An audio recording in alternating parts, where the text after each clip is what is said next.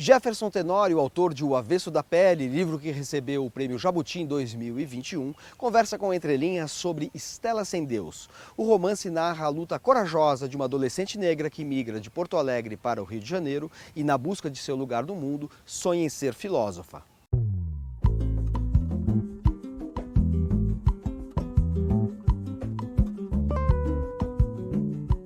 Jefferson, você acaba de lançar pela Companhia das Letras Estela Sem Deus, que é um livro que já teve uma edição anterior.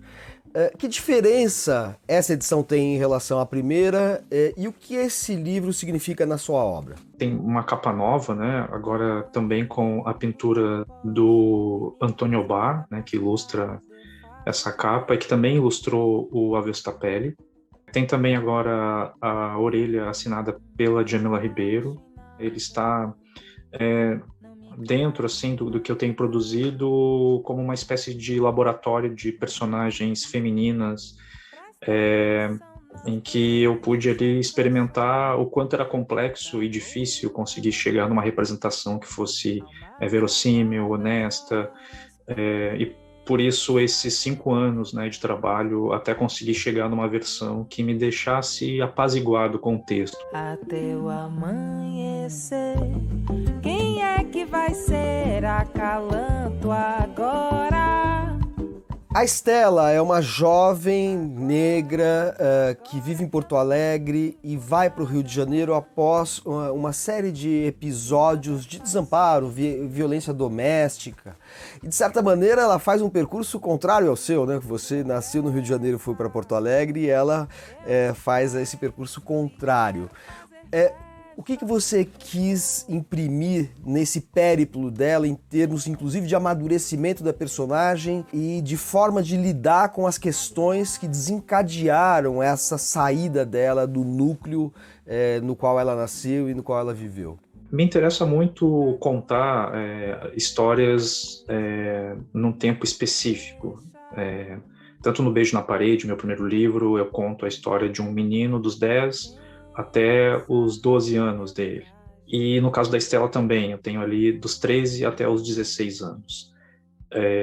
Justamente porque são idades em que há uma precariedade existencial, no sentido de eles não terem ainda muitos instrumentos para saber lidar com o mundo. E a saída dela do Rio Grande do Sul para o Rio de Janeiro é inversa, né, ao que eu passei. Mas ela também talvez seja uma espécie de continuação do primeiro livro, né, O Beijo na Parede, em que o personagem sai do Rio de Janeiro e vai para o Rio Grande do Sul. Então esse trânsito, Rio de Janeiro e Porto Alegre, é bastante marcante na minha trajetória, foi o caminho que eu fiz, né? E ele sempre aparece assim nesse trânsito, e justamente nesse deslocamento que as aprendizagens acontecem, né? Ou seja, são personagens que estão se formando enquanto se deslocam.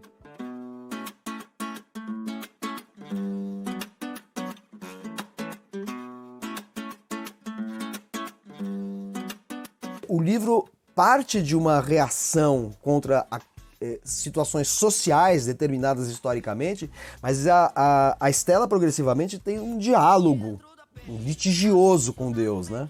É um diálogo que vai sendo construído ao longo dessa narrativa e na verdade, eu acho que é uma espécie de aprendizado do não. Ela vai se formando enquanto filósofa no entendimento dela, né? Ou seja, como ela entende o que é filosofia, e a partir, então, desse entendimento é que ela vai reunindo forças para conseguir dizer não. Porque até então ela vai dizendo sim para as coisas, né? Ela não consegue reunir forças para digamos, contestar, né, essa figura de Deus, e que se apresenta primeiro como uma figura religiosa, suprema, e que tem condições de saber, inclusive, o que ela pensa, e isso vai causar um grande pavor nela.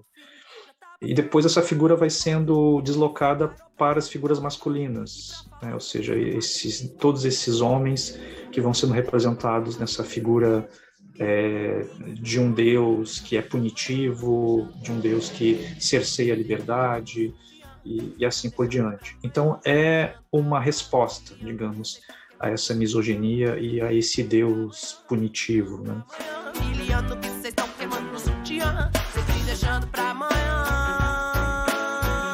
Agora, o livro tem um aspecto que não é central nele, mas que aparece em vários momentos na figura de uma amiga da Stella, que é a Melissa, que representa, de certa maneira, vamos dizer assim, a fissura no edifício no qual ela nasceu, é a fresta por onde ela pode vislumbrar uma outra realidade. Né? E aí tem um sentido até meio metaliterário, né? Porque é a Melissa que apresenta para ela, por exemplo, um belíssimo poema da Alejandra Pizarnik, né, poeta argentina. Em Stella Sem Deus, a literatura tem um papel também de indicar um caminho para uma autonomia e uma tomada de consciência de si, e representar uma contestação de uma condição naturalizada. Né? E é uma contestação que vem através da poesia. Né? A Melissa é uma personagem que ela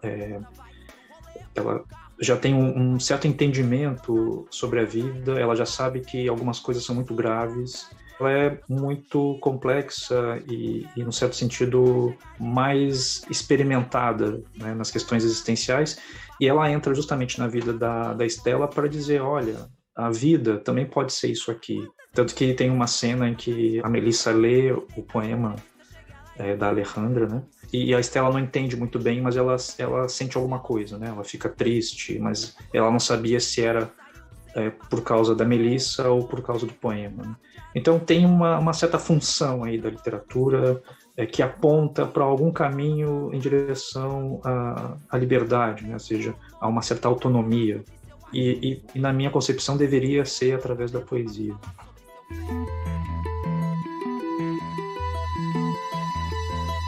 Meu choro não é nada além de carnaval. O Stella Sem Deus, ele tem uma proposta mais lírica no sentido da construção, né, da narrativa.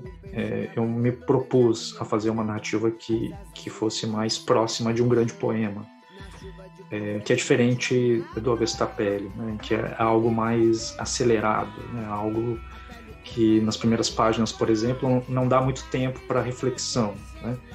E no Stella Sem Deus não, há cenas, microcenas e que tem essa estrutura um pouco mais lírica, né? Eu vou cantar até o fim, lá, lá, lá, lá, lá, lá, lá, lá.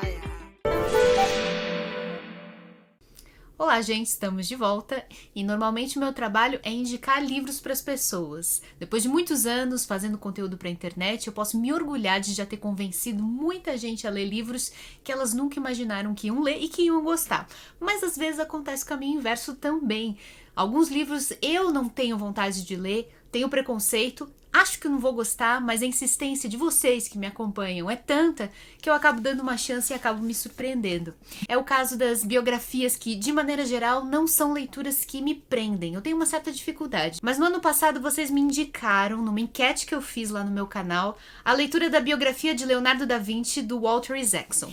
Dá pra ver pelo estado que eu deixei o livro que essa não foi uma leitura que eu fiz rapidinho, porque não é o tipo de livro que a gente lê de uma vez. É a história de uma vida, de uma pessoa que existiu realmente, então ele não tem o ritmo da ficção, mas ao mesmo tempo ele me surpreendeu por ser muito envolvente, por ser ricamente ilustrado com os trabalhos de Leonardo da Vinci, que me interessam muito, e também, é óbvio, com a história da arte, principalmente durante o Renascimento. Então foi uma grande surpresa, foi um livro que eu li durante quase 6 meses e eu adorei. Outro livro que vocês insistiram para que eu lesse e que eu achava que eu não ia gostar era Deuses Americanos, de Neil Gaiman. Esse é um autor inglês bem contemporâneo e o Deuses Americanos é um dos seus trabalhos de maior destaque. Nessa obra, Neil Gaiman faz uma curiosa mistura entre mitologias de vários cantos do mundo e temas da atualidade. Ele imagina que os deuses de vários países, de várias culturas, deuses nórdicos, deuses de países africanos, deuses eslavos, deuses de todos os cantos do mundo, estão vivos hoje em dia e estão tentando sobreviver às durezas da nossa vida no século XXI. É uma leitura fascinante que eu não imaginaria que ia me agradar tanto assim e me surpreendeu demais. Foi graças à indicação de vocês. Uma terceira leitura que também eu não achei que fosse gostar tanto, porque eu era muito nova quando saiu o filme e, obviamente, era muito criança para entender.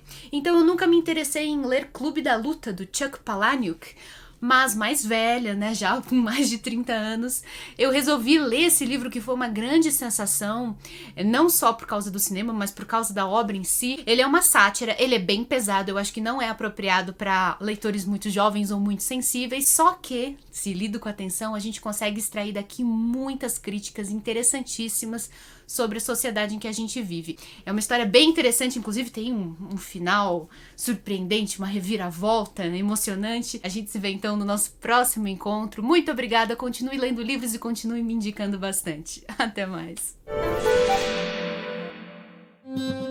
Kafka, Os Anos Decisivos, segundo volume da trilogia biográfica do escritor tcheco, escrita pelo alemão Rainer Starr, aborda o período em que Kafka escreveu O Processo e A Metamorfose. O nascimento da sociologia do holandês Johan Helbron discute os primórdios da disciplina na França dos séculos XVIII e XIX. Em O Som do Vermelho, romance do romeno Katalin Paternie, ambientado em 1988, um estudante de filosofia faz do rock uma forma de escapar da ditadura comunista de Ceausescu. E Mulher Feita e Outros Contos reúne narrativas curtas da pernambucana Marilene Felinto, autora do romance As Mulheres de Tijuco Papo.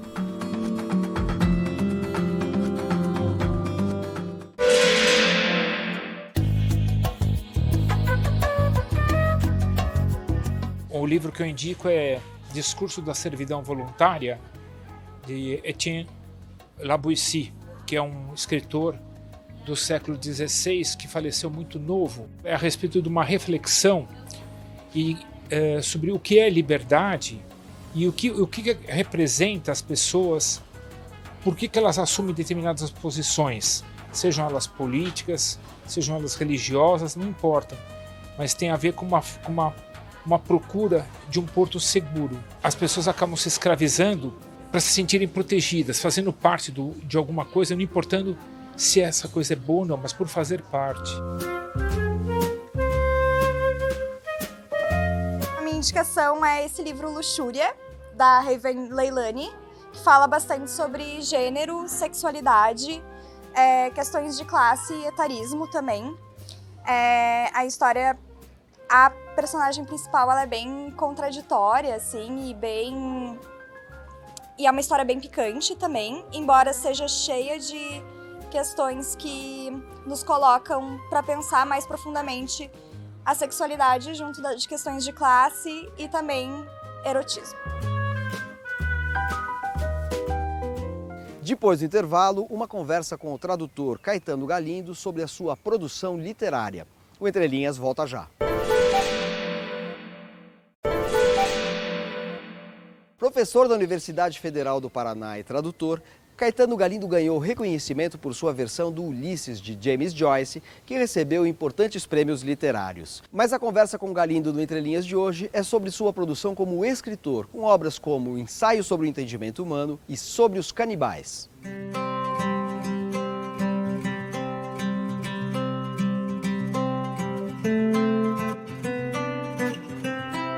Caetano Galindo, você é conhecido no meio literário e editorial brasileiro como tradutor de James Joyce, David Foster Wallace, Thomas Pynchon. E pouca gente presta atenção no fato de que você tem uma obra ficcional também que está em 2 livros, né? Ensaio sobre o Entendimento e Sobre os Canibais. Pergunta inevitável: como o seu trabalho de tradutor se reflete, impacta o seu trabalho como ficcionista? O meu trabalho como tradutor, de certa forma, talvez tenha até instigado um trabalho de ficcionista, entre muitas aspas, porque depois de tanto tempo desmontando o motor do carro dos outros e montando de novo para ver se funciona, você começa a se perguntar o que podia acontecer se você tivesse uma liberdade maior para fazer as coisas exclusivamente nos seus termos. Influenciou também porque você afia as suas ferramentas nesse processo, você aprende como as coisas funcionam, você entende melhor os mecanismos e os potenciais da técnica literária. E muito especialmente no meu caso, influenciou porque me coloca no meu devido lugar.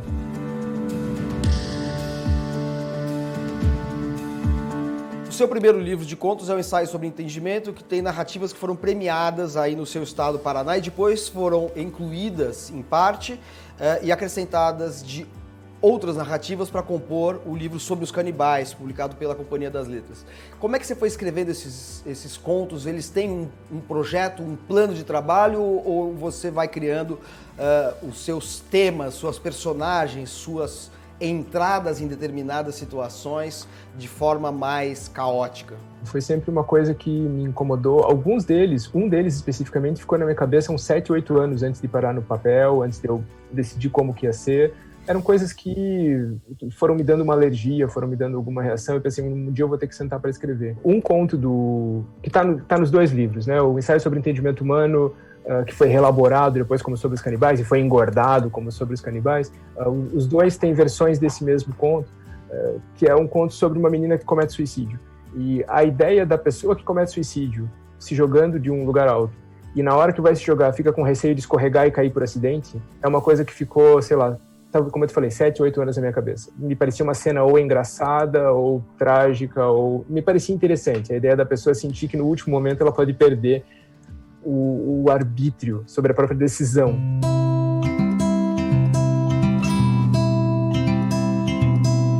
Uma das coisas que chamam a atenção nos seus contos é a variedade e a oscilação temática. Você tem contos de caráter filosófico, até contos sobre disputas amorosas, problemas afetivos, ou um conto sobre um garçom alcoólatra. A única coisa que perpassa todos eles é justamente uma certa secura narrativa e uma certa capacidade, que eu diria que não é uma certa capacidade, mas uma grande capacidade de criar personagens a partir de dados sumários. Escrever esses contos normalmente foi isso. Foi alguma ideia, algum pedaço de uma frase, de uma situação, de uma pessoa que eu vi na rua, e eu fiquei pensando meio que em torno de uma fotografia, assim, o que dizer dessa pessoa, o que poderia ter acontecido com essa pessoa, com aquele lugar, com aquela situação, com esse par de pessoas.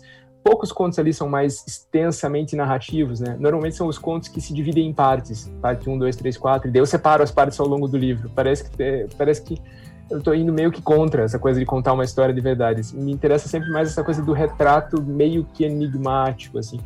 E isso de repente acarreta meio que automaticamente essa variedade de temas, né?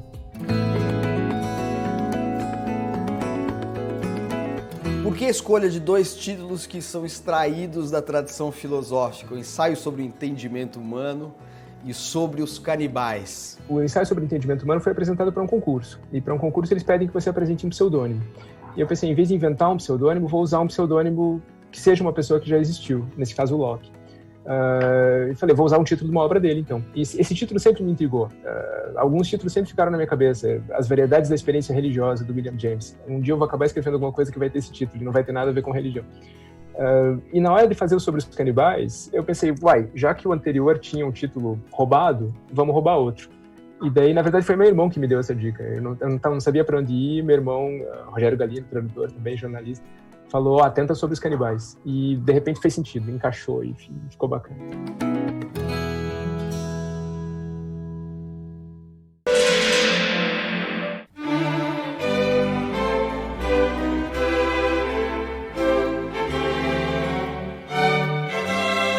De todos os grandes escritores, ela é a mais difícil de apreender no ato de grandeza.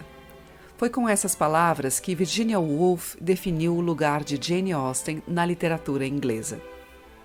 Nascida em 1775 no sul da Inglaterra, a autora de romances hoje cultuados e com várias adaptações para o cinema levou uma vida pacata e doméstica enquanto escrevia livros como Razão e Sensibilidade e Mansfield Park. A adaptação tem o título Palácio de Ilusões. Inicialmente, Jane Austen foi considerada uma autora de narrativas românticas, nas quais moças de família são arrebatadas pela paixão por homens misteriosos e cativantes que prometem uma existência segura e galante. Marianne, you must change, you will catch a cold. What care I for colds when there is such a man? Após sua morte em 1817, porém, a crítica passou a identificar em sua obra uma percepção aguçada das nuances comportamentais ou emocionais das personagens e, sobretudo, das determinações sociais e econômicas. Did you expect me to rejoice in the inferiority of your circumstances? Normalmente ambientados em vilarejos rurais, os enredos de romances como Emma e Orgulho e Preconceito giram em torno de encontros e desencontros, desengano amoroso e arranjos para casamentos que expõem as falhas das heroínas. Sejam elas recatadas ou impetuosas, e um universo masculino cujo poder molda padrões morais de conduta, explicitando as forças brutais e os interesses de classe que estão por trás das regras de civilidade. Do you think he'll kneel down when he asks her? They always kneel down. E se Jane Austen lança mão do folhetim sentimental e do romance gótico, como em A Abadia de Northanger, é para inocular nessas fórmulas consagradas uma ironia e um sarcasmo que expõem as assimetrias entre homens e mulheres em meio às fissuras abertas numa sociedade estratificada pelo conflito entre tradição e modernidade. We gather here. O Entre Linhas de hoje termina relembrando a contista, romancista e poeta Zulmira Ribeiro Tavares. A escritora paulistana nasceu em 1930 e morreu em 2018. Dentre as suas premiadas publicações destacam-se Termos de Comparação, O Nome do Bispo e Joias de Família. Até a semana que vem. Estes poemas trazem, em muitos casos, o sentido crítico que a sua prosa de ficção desenvolveu. Em outros casos tem uma pegada mais lírica, vamos dizer assim, mais talvez muralística ou mais, enfim, ou uma imaginação mais lírica. A poesia é menos adaptada ao sentido crítico? Não vejo bem críticos ou não críticos. Eu diria a você que aquele que você chama de líricos, eu pus dentro de um espaço chamado lírica canhota. É como se fosse um eco de formas passadas, mas que com elas é como ser. Eu não sei te responder. Eu construí coisas das quais eu gosto. Outras não, outras são muito distintas, né? A primeira, que se chama Instalações, eu escolhi o nome, que seria instalações que eu vejo em artes plásticas, é como um palco de objetos, um palco também de face muito, quer dizer, quase que o autor tem que ser um pouco curador. Ele interpreta porque alimenta todas aquelas formas. E o ultraleve, que é a segunda sessão? Ultraleve porque são ultraleve, eu acho. Eu vejo também toda uma ambiência, uma coisa que me toca, senão eu não escreveria.